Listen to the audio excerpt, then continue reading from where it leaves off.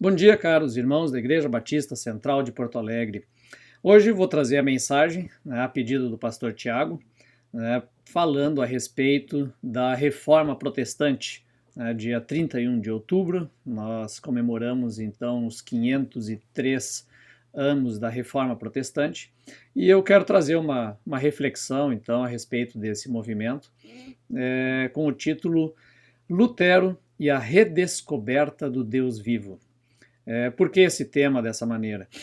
Porque a Reforma Protestante ela tem sido pregada e estudada muito pelo viés dogmático, né, da questão da teologia, da revisão teológica que aconteceu e revisão eclesiológica, digamos assim, que aconteceu lá a partir de 1517. Mas tem algo que é muito mais profundo e mais existencial nessa reforma e é disso que eu quero tratar.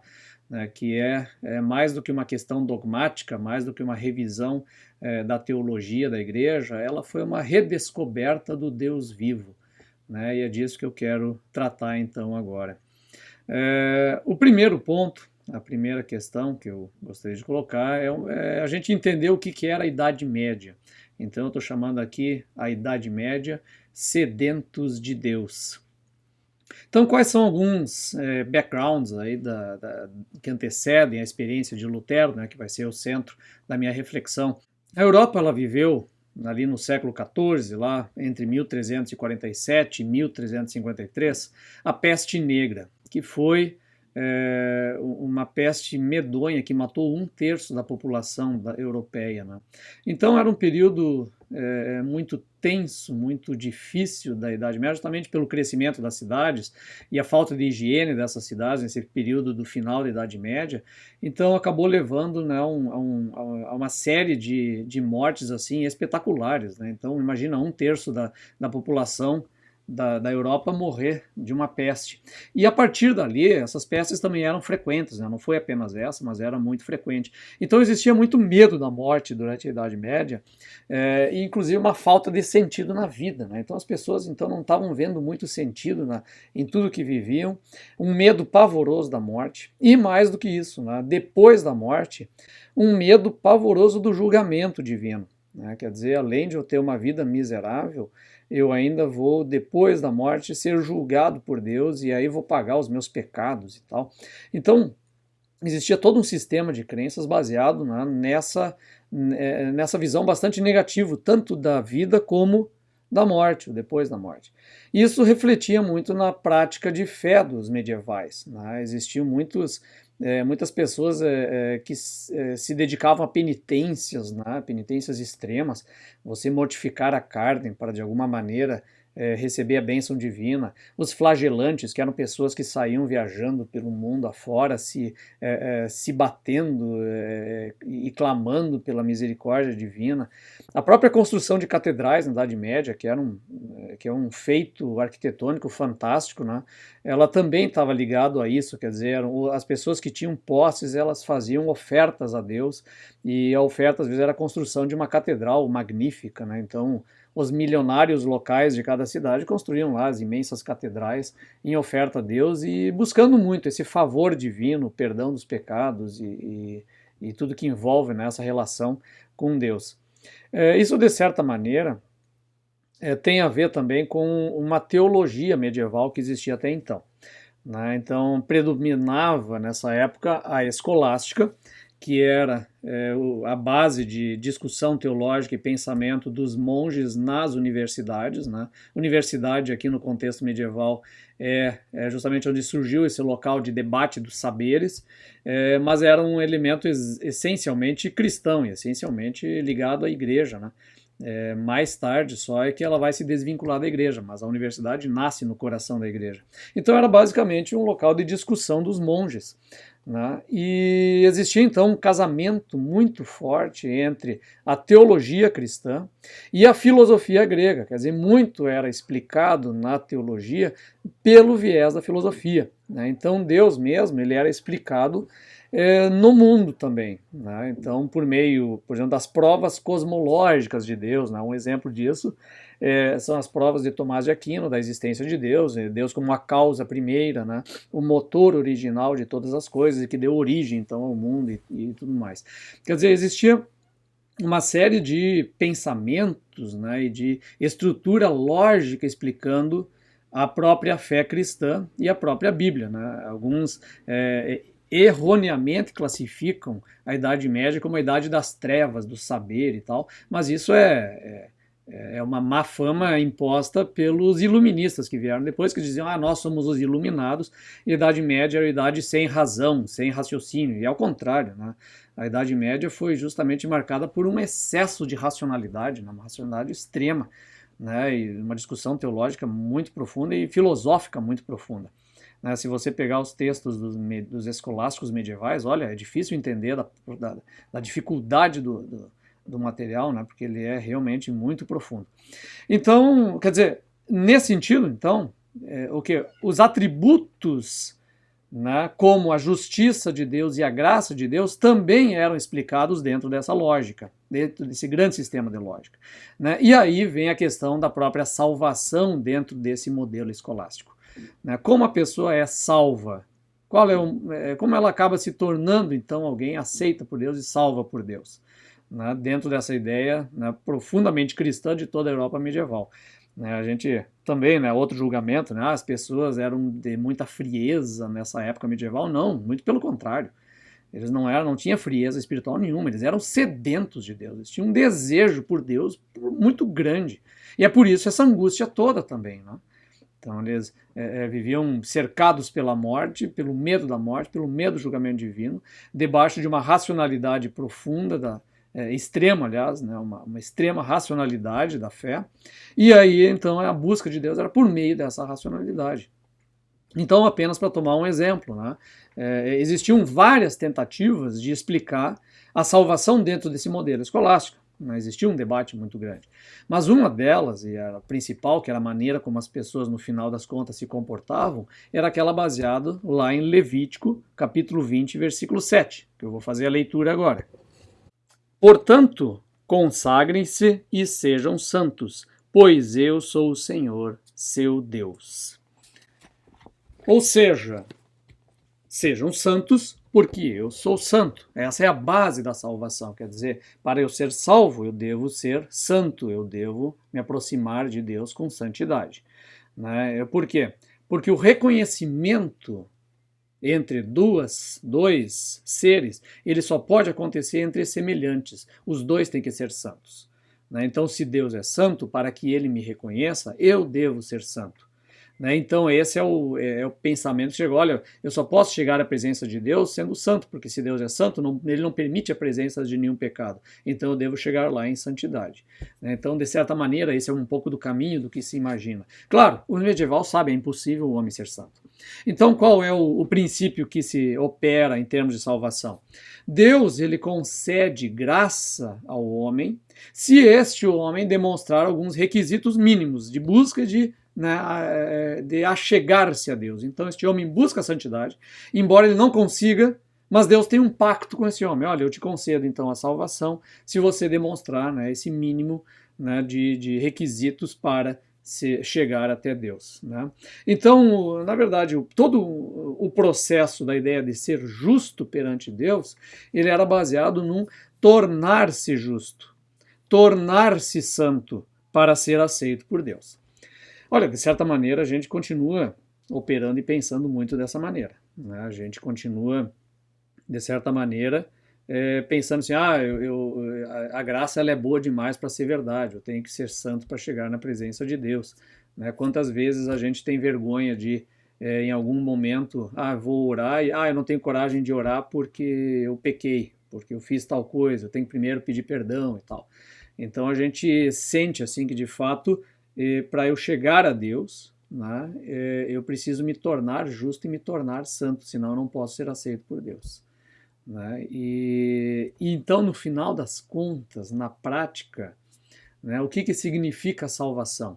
Ela significa uma escada para subir e chegar até Deus. Né? Eu tenho uma escada, um longo caminho, para chegar até lá. E nessa escada eu vou subindo degrau a degrau. E quando eu peco, eu rolo alguns degraus para trás. Então eu vou caindo para trás e aí eu peço perdão e volto a subir minha escadinha em direção a Deus. Então eu fico a vida nesse caminho. E como é que eu subo essa escada? Né? E esse é o pensamento medieval. Com obras, eu vou fazendo boas obras de caridade, por isso, né, tanto foco lá nas obras na Idade Média. Eu consigo subir essa escada na luta contra o pecado. Então eu vou lutando contra o pecado, vou vencendo o pecado e angariando degraus em direção à santidade de Deus. Né? O estudo das Escrituras, então eu estudo muito. É outra mentira que se diz por aí, que não existia a Bíblia, não se estudava a Bíblia. Ela apenas era muito cara, era copiada à mão. Né? Mas a Bíblia todo mundo tinha acesso à Bíblia. Né? E todo o ensino era baseado na Bíblia. Né? Não é esse negócio que às vezes diz, a Idade Média abandonou a Bíblia. Não, não abandonou. Né, que ela tinha uma série de outros elementos juntos com a Bíblia, né, e que tinham às vezes estatuto igual à Bíblia, a tradição, por exemplo. Mas, fechando parênteses, seguindo. Então, aí as ofertas, né, para a igreja também tinham um grande valor para essa salvação. Né? Então, né, ela entrava no sistema de indulgências. Né? O que era uma indulgência? A indulgência estava dentro do sistema de penitência, sistema penitencial. Né? Ou seja, eu cometia um pecado, eu fazia algumas penitências para compensar, de certa maneira, esse pecado. Né? Isso tinha a ver lá, por exemplo, a ideia de purgatório, que já existe nesse período medieval, ele tem a ver com isso. O purgatório, ele não é um lugar intermediário entre céu e inferno, como muitos protestantes dizem erradamente. O purgatório é um lugar de salvos que não atingiram a salvação. Aliás, ele é um lugar de salvos que não atingiram a santificação. Então eles passam um período de purificação dos pecados antes de chegar então ao céu. Né? Ninguém que foi ao inferno pode subir ao purgatório para daí ir ao céu, dentro da teologia católica. Isso é um engano. Tá? Você vai salvo ou não salvo. Essa é a teologia católica. Entre os salvos existe o do purgatório, que passa pela purificação antes de chegar no céu. Tá? Então essa é a doutrina católica mais correta. Ele não é um intermediário entre céu e inferno. Tá? Então é só um parênteses para a gente entender. Então o que acontece? A indulgência entra dentro do sistema justamente de purificação da alma. Você pode, ao invés de fazer a oração, a penitência, né, rezar tantas coisas para redimir o pecado, você poderia substituir isso por uma oferta para a igreja. Às vezes, né, uma construção de algo, ou mesmo na caridade e tal. Então, as indulgências, elas são isso, elas entram como uma oferta substitutiva do sistema penitencial. E o que acontece? Isso vai ser usado bastante pela Igreja Católica, principalmente quando eles precisam construir.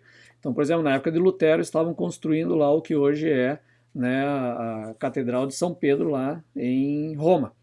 Né? Então, a Basílica, né, de São Pedro. Então, estava em construção, e as indulgências, então, era o quê?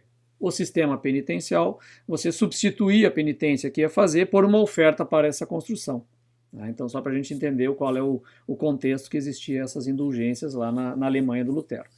Então, o que acontece? Essa relação de subir as escadas com Deus, na luta contra o pecado, pelas ofertas, etc., para atingir a salvação, a santidade e aí a salvação, ela acaba estabelecendo uma relação muito mecânica com um Deus que é legislador e condenador. Então, Deus é um justo juiz, que vai me condenar, porque afinal de contas eu mereço ser condenado, e eu tenho que de algum jeito amolecer este Deus e compensar os meus pecados para então este Deus santo me aceitar, porque eu me esforcei o suficiente para isso. Né? Então, imagine as pessoas debaixo dessa ideia, então, de olha, eu preciso, esse Deus profundamente condenador, eu preciso de alguma maneira fazer com que ele me aceite e considere que eu sou santo o suficiente para entrar na presença dele. Então, essa é a razão pelo qual eles eram profundamente sedentos de Deus. Nós desejamos muito Deus. Então você imagine as pessoas se sujeitarem a esse monte de coisas para o quê? No final das contas, ser aceito por Deus. Isso não é frieza espiritual, isso é um desejo profundo de Deus. Isso nos leva, então, ao segundo ponto da nossa reflexão aqui. Estabelecido, então, esse nosso contexto de pensamento, que eu acho que muitos dos irmãos vão pensar, puxa, a gente pensa parecido com isso ainda. Né? De fato, nós ainda temos muitos resquícios disso. Então nós vamos ao segundo ponto, né, que é o quê? É a descoberta de Lutero, a justiça de Deus. O que significa, afinal, essa justiça de Deus? Essa é a grande descoberta do Lutero. Mas vamos ver quem é esse tal de Lutero primeiro. Né? Lutero, qual é o nome original dele? Tá? O nome original dele é Martin Luther. Né? É de um dialeto da região dele, né, de Wittenberg, da região dele, que significa reprovável, alguém que não é digno de confiança, alguém reprovável. Né? Usando uma palavra chula, me perdoem os irmãos mais pudicos, né? É um vagabundo. Isso é Luder, no dialeto do Lutero. E esse era o sobrenome dele. Né? De certa maneira, essa característica de Luder, de reprovável, é algo que marca o sentimento do Lutero a respeito de si mesmo. Desde jovem, ele mesmo diz, ele teve uma educação extremamente severa, apanhava muito dos pais, do pai dele, principalmente, era extremamente severo, porque ele queria um homem realmente digno e justo, etc. E tal, né? E ele, dá para perceber nos textos dele que ele guarda uma mágoa, assim, da forma severa com a qual ele foi educado, né? E ele acabou, então, com o tempo, né? O pai dele queria que ele fosse advogado, né, que era a grande profissão dessa época, que realmente abria todas as portas na igreja e na sociedade alemã. E ele, pelas crises espirituais dele, dessa busca de Deus, porque ele desejava muito a Deus, bem dentro desse modelo medieval, né, que eu mencionei antes, ele acabou decidindo se tornar monge. Né? Inclusive ele teve uma experiência antes terrível, que um raio quase atingiu um carvalho do lado dele, e ele teve a experiência de quase morte, assim, ele ficou aterrorizado com isso, né? Do pavor de encontrar Deus e ser julgado por Deus, né? Ele tinha um medo ferrenho de Deus. Né? Inclusive, nessa época, ainda na juventude dele, um amigo dele morreu, e ele ficou muito marcado por isso, né? Ele ficou extremamente marcado, e aí ele decidiu ser monge, e escolheu a ordem agostiniana, que era uma ordem extremamente severa, né? E aí ele entra dentro nessa ordem, né, justamente buscando a Deus, e ele recebe toda essa formação escolástica por cima e humanista, né, e acaba se tornando então um professor de teologia em Wittenberg, então um dos grandes professores dessa universidade na Alemanha. E aí ele também continua a vida dele inteira empenhado, né, em agradar a Deus nesse modelo escolástico, né, eu devo obras, eu devo fazer penitência, inclusive ele tinha um confessor, né, dele, que ele todo dia ele se confessava os pecados e tal, e aí esse confessor chega a dizer para ele assim, Lutero, sai daqui, vai lá e comete algum pecado, faz alguma coisa, porque tu passa me confessando coisas que tu não chegou nem a pecar, tu não chegou a fazer nada, né? Porque ele confessava tudo. E aí ele diz, vai e peca, faz alguma coisa, comete algum pecado de verdade e vem aqui confessar, né? E o Lutero, porque o Lutero ele vivia justamente essa crise, mas qual era a grande crise dele? Qual era a crise do Lutero? Porque ele olhava para dentro de si mesmo e ele descobriu o que ele chamava de uma concupiscência, né? Uma concupiscência permanente, um desejo de pecado permanente dentro dele. E aí ele parou e pensou assim, tá, mas Deus tem a lei dele, a ordem dele contra o pecado, né, que a gente deve buscar viver a santidade e tal, né, mas eu posso não fazer nenhum pecado no final das contas, nem cometer nenhum pecado no final, não mato ninguém, eu não roubo, né, eu não adultero, etc. Mas lá no fundo ele percebe que ele tinha o desejo de fazer essas coisas. Ele às vezes morria de raiva, a vontade de matar alguém. Né? Ele tinha um desejo, né, por mulheres que não eram a esposa dele, nem era casado, era monge. Né? Então ele sentia que essas coisas todas, no final das contas, diziam o quê? A respeito dele mesmo. Ele pode não ter cometido, mas ele desejava profundamente cometer. Então isso significa que ele vivia uma rebelião fervente e permanente contra Deus. E ele dizia, se eu tenho essa rebelião contra Deus dentro de mim, e apesar de não cometer, eu desejo fazer e apenas não faço de medo de Deus, como é que Deus vai me aceitar? Eu não sou justo, eu não tenho essa justiça, é isso que ele está, é o sentido da crise dele. Por isso que é uma crise profundamente existencial. Então isso nos leva, como é que o Lutero vai descobrir, então, a questão da justiça de Deus? Afinal, como é que Deus pode salvar um homem se este homem lá no fundo não deseja ser santo e não deseja as coisas de Deus? Como é que Deus salva esse homem? Como é que ele pode justificar um pecador? Essa é a grande pergunta dele. Como um Deus justo, correto, santo, pode justificar um pecador e trazê-lo para a sua presença? E daí vem então a descoberta de Lutero de Romanos, né?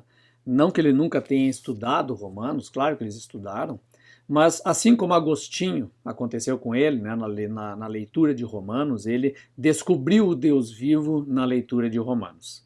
Né? Então o primeiro texto, né, da questão fundamental dele está em Romanos capítulo 1, versículo 17, que é a questão fundamental.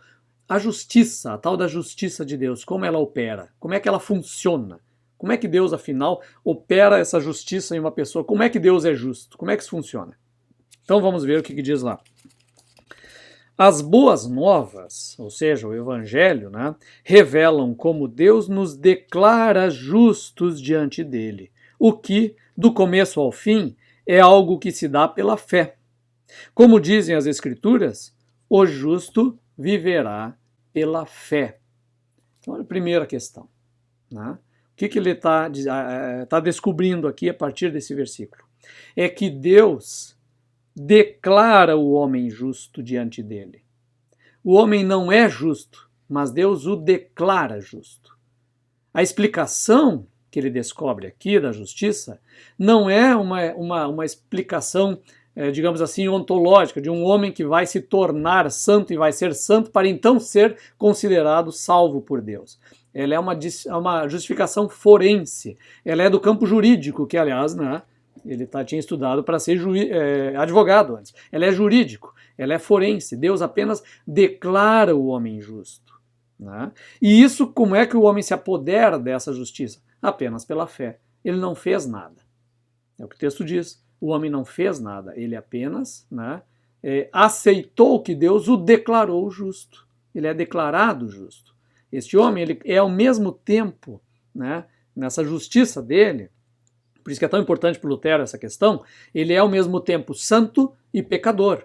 Né? Simul sanctus, eu não sei a pronúncia em latim, né? Simul sanctus e simul peccator. É ao mesmo tempo santo e ao mesmo tempo pecador. Né? Então, por quê? Porque ele foi declarado justo por Deus. E a partir disso o homem é justificado. Né? Por isso que o Lutero diz, o salvo ele é santo na esperança e pecador na realidade. Né? É por isso que Paulo, você vê ele escrevendo aos Coríntios, e ele começa dizendo o quê? Aos santos da igreja de Corinto, etc, etc, etc. Depois, ao longo do livro, ele começa a dizer um monte de coisas que eles não podem fazer, esses santos. Vocês não podem frequentar os cultos da prostituição lá de Corinto. Você não pode ter um relacionamento com a tua madrasta. Você não pode fazer parte dos sacrifícios aos deuses pagãos no culto pagão. Então, tem um monte de coisa que você olha e diz, mas nossa, isso são coisas óbvias, como é que uma pessoa santa faz isso? Pois é exatamente isso. Eles são declarados santos por Deus. Deus está operando nas vidas deles porque já os aceitou, já os salvou, e agora vem um processo, então, de santificação depois de serem salvos e aceitos por Deus. Né? Vamos ver um outro texto aqui de Romanos, fundamental para entender esse processo, que é a descoberta de Lutero de como funciona a justiça de Deus. Capítulo 3, versículo 21 até 28. Vamos ver o que diz lá.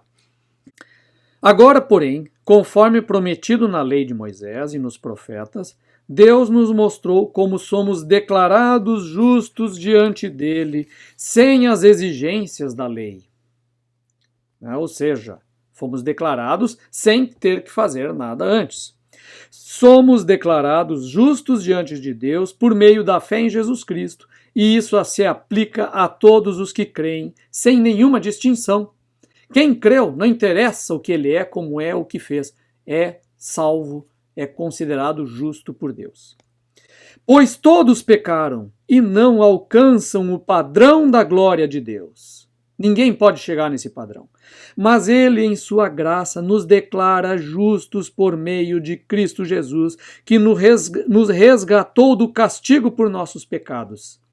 Deus apresentou Jesus como sacrifício pelo pecado, com o sangue que ele derramou, mostrando assim sua justiça em favor dos que creem.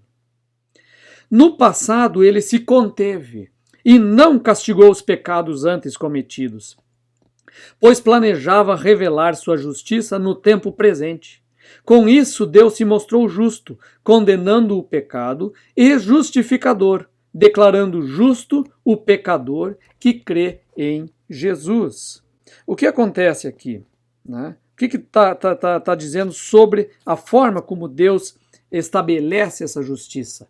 Deus simplesmente declara o homem justo, apresentando Jesus como sacrifício pelo pecado, derramando o sangue da aliança, então, no lugar de nós, e aí estabelece, então, que nós estamos justificados, por quê? Porque Cristo Jesus se apresentou como esse que vai dar o sacrifício em nosso lugar.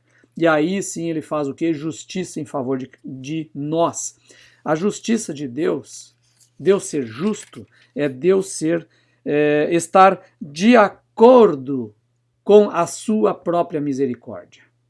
O ato de graça de Deus é a justiça de Deus, Deus sendo justo e sendo misericordioso conosco. Deus demonstra a sua justiça ao demonstrar a sua misericórdia. Deus aqui neste momento, em Cristo Jesus, então o que ele faz? Ele demonstra a sua misericórdia tomando sobre si mesmo, sobre Cristo mesmo, toda a recompensa do pecado, todo o problema do pecado, toda a morte que vem embutida no pecado. Ele toma isso sobre si mesmo. E aí ele torna o homem livre para o quê? Livre para chegar-se à presença dele. Por quê? Porque o homem por si só não pode tomar esta morte sobre si. Não tem como ele fazer isso. Aí ele é separado e rasgado de Deus. Então Deus, num ato de amor, toma sobre Cristo, sobre si mesmo, o pecado, e aí ele declara ao homem: olha, você é justo, embora você não seja santo. E você não seja de fato sujo, mas eu te declaro justo, e agora você vem à minha presença.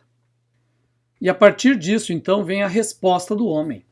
Quer dizer, Deus fez a ação completa, Deus inteiramente fez a obra em Cristo Jesus, Ele cumpriu as promessas de que de alguma maneira ele traria o seu povo para si mesmo, Ele traz este povo por meio da cruz de Cristo, torna o homem então salvo por meio desse ato divino de justificação. O homem não fez nada. Por isso que é tão importante, para os reformados, a expressão sola fide, apenas a fé, eu apenas creio para ser salvo.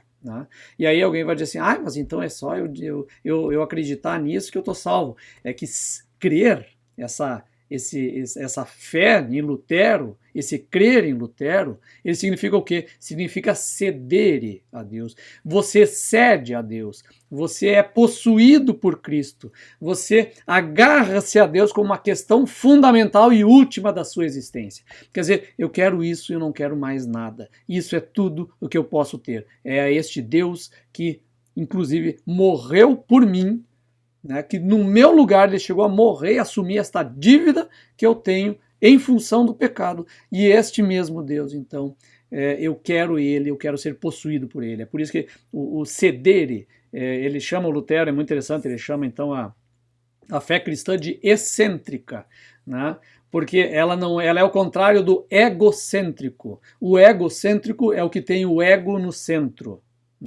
Aí vem egocentrismo, o eu no centro.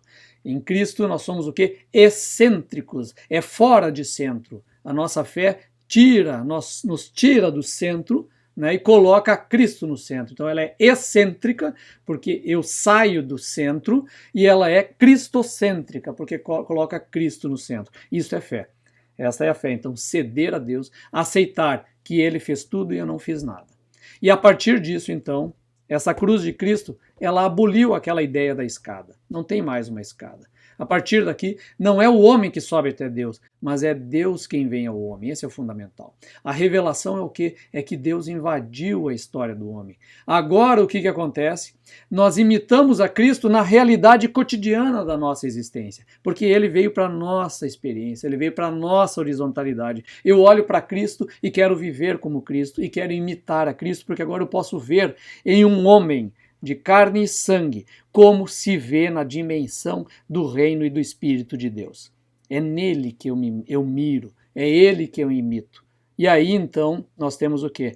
As obras que fazemos em Cristo, imitando a Cristo. Isso é fundamental para nós. né? E aí nós temos então a base do início dessa reforma protestante, baseado no sola fide, solus Christus, né, os 5 solas que nós vemos lá, sola gratia, né, sola scriptura, quer dizer, não é todo esse monte de tradição e dogmas que estão montados em cima, e tradição da igreja, e faça isso e faça aquilo, mas é o que a Escritura me diz. É o que ela me orienta para a vida, é a Bíblia, é isso que nos importa. Né? E só lhe deu glória, né? Porque tudo para a glória de Deus, esses 5 solas que se firmaram. Claro, não eram ditos como 5 solas na época da Reforma, mas tradicionalmente a gente percebe nos textos dos reformados esses 5 elementos circulando. Voltando ali para a questão do Lutero, então, vem então o nosso terceiro ponto, que é o início da Reforma Protestante. Né? Em 31 de outubro de 1517, que é o momento famoso ali, o monge Martin Luther, né, ele publicou então as 95 teses sobre a indulgência. A gente tem aquela figura, né, dele pregando as teses na porta do castelo da igreja, né, do castelo de Wittenberg, aquela coisa toda, como se fosse um ato escandaloso contra a igreja e tal, né? Mas não, ali era o lugar em que o pessoal, os monges, fixavam as teses deles para debate. Por isso que as 95 teses são pequenas frases em que ele convoca os universitários para um debate. É isso que ele está fazendo. Então ele escreve as 95 teses sobre o quê? Sobre as indulgências, que é justamente o quê? Esse grande sistema de ofertas para compensar pecados e se tornar santo para chegar a Deus. Isso é essencialmente contrário à ideia de justificação pela fé. Né? Quer dizer, não é tudo que você faz, você é salvo, né, pela graça de Deus, pelo ato de Deus, justificando a você, né, te declarando santo e te declarando salvo em Cristo Jesus. Então isso vai completamente contra. Então ele fixa essas teses lá na porta do castelo para começar um debate. Né? Inclusive, ele tinha esperanças de que esse debate chegaria ao Papa, ele ajudaria a mudar a igreja. Ele chega a mandar para o Papa uma cópia das teses. Né? Então, ele realmente não estava preocupado em fazer um cisma da igreja, uma afronta, ele queria chamar um debate para a gente repensar isso aí. Né? Só que acontece, o povo começou a ler, ele escreveu em latim, né? Porque os escolásticos escreviam em latim, botou em latim, então o povo começou a ler essas teses lá na coisa, e o pessoal que sabia latim traduziu para o alemão. E aí começaram a traduzir para o alemão, e já tinha imprensa nessa época, né? O Gutenberg inventou a imprensa em larga escala em 1439, dali em diante, 59 eu acho, não me lembro. Então já existia essa facilidade, pegaram as 95 teses do Lutero, traduziram para o alemão, imprimiram e panfletaram a Alemanha inteira. Em 2 semanas, as ideias dele tinham se explodido pela Alemanha. E o detalhe é que na Alemanha tinha um tal de João Tetzel, que estava pregando essas indulgências e arrecadando de uma maneira furiosa recursos lá para Roma. E os alemães já tinham aquele movimento meio nacionalista, meio anti-papa, anti-Roma e tal. E aí pegou fogo, né, esse assunto, porque esse cara, ele falava coisas absurdas, assim, que nem o Papa concordava, né? Ele falava, tipo assim, cada moeda que tilinta no cofre, uma alma salta do purgatório, né, e vai para o céu. Dizia que a cruz que tinha no altar da oferta dele tinha o mesmo valor da cruz de Cristo, né? Quer dizer, eram coisas que o Lutero olhava e dizia, mas o que é isso? Que coisa absurda, né? Então houve um embate a partir dali e ali começa a reforma protestante. Mas o que eu quero chamar a reflexão para nós aqui, não é este momento aqui, que é o chamado momento-chave do início da reforma protestante. É o que acontece no ano seguinte. O Lutero já está envolvido nas discussões dentro da ordem agostiniana, e aí ele discute com outras ordens, principalmente a dos dominicanos. Ele vai para um debate em Heidelberg, em 1518, em que ele apresenta então uma série de teses dele sobre a teologia da cruz, contra a teologia da glória. Aliás, isso aí vocês acham na internet, é um documento fantástico. As teses dele sobre a teologia da cruz. Né? Então ele apresenta uma série de teses sobre a questão da cruz contra a teologia da glória, né? Que ele fundamenta realmente a eficácia da cruz, né, para a salvação. E depois desse debate, ele escreve uma carta para um amigo dele, né, em que ele assina, o amigo é o Spalatino, em que ele assina no final, não Martin Luther, lembrem o significado do nome, né, o reprovável, né, aquele que é digno de ser reprovado, né?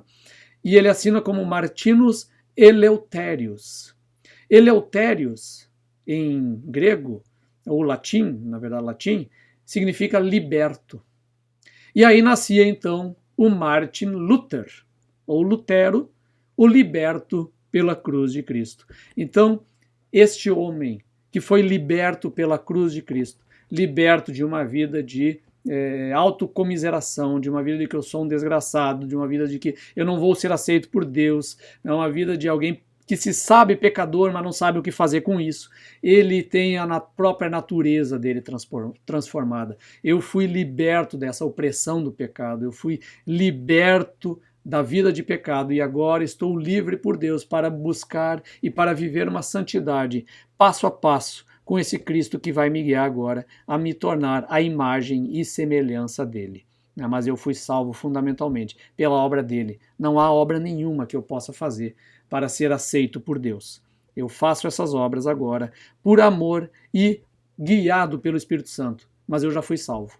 Eu já estou aceito por Deus, ele já me libertou porque Cristo fez a obra inteira. É essa centralidade do que Lutero descobre na justificação pela fé. Então, concluindo, a justiça de Deus, ali em Romanos, ela é um ato do seu amor perdoador. É Deus assumindo o seu caráter de misericórdia e nos enviando a Cristo para o quê? Cristo viver conosco, assumindo a nossa humanidade, sendo homens como nós, vivendo o sofrimento que nós vivemos. E aí, no final das contas, ele sendo Deus, ele sendo o homem, sendo aquele que resume a humanidade inteira, sendo o rei de Israel, sendo aquele que assume sobre si a responsabilidade por todo o povo, e sendo um representante de todo o povo diante de Deus, ele assume sobre si mesmo a consequência de todo esse pecado. Essa é a justiça de Deus, essa é a misericórdia de Deus. Ele faz justiça demonstrando o seu amor e a sua misericórdia conosco. E é por isso que a reforma, ela tratou desse reencontro dos crentes com um Deus vivo, um Deus de amor, que se dirige a nós e que vem a nós e com quem nós nos relacionamos. Esse é o grande milagre de Cristo entre nós. É ele comendo entre os pecadores. É ele chamando a uma mesa de comunhão pessoas pecadoras e comendo e repartindo pão com elas e dizendo: comam deste pão da vida, bebam este sangue da vida, porque eu os recebi por meio do meu próprio sacrifício. E aí nós podemos pegar na mão desse Jesus e chegar na presença de Deus. E Jesus diz: aceitem ele, porque eu morri por ele. Eu estive com ele e eu morri por ele. E aí nós podemos chegar com certeza e convicção diante de Deus de que ele já nos declarou justos pela cruz de Cristo. E a partir disso nós vamos sim buscar a santidade, buscar, de alguma maneira, ver a Cristo e imitar a Cristo naquilo que ele fez por nós.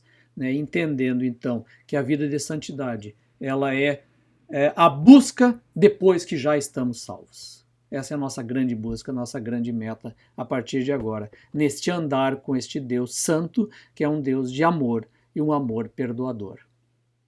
Que Deus nos abençoe. Amém.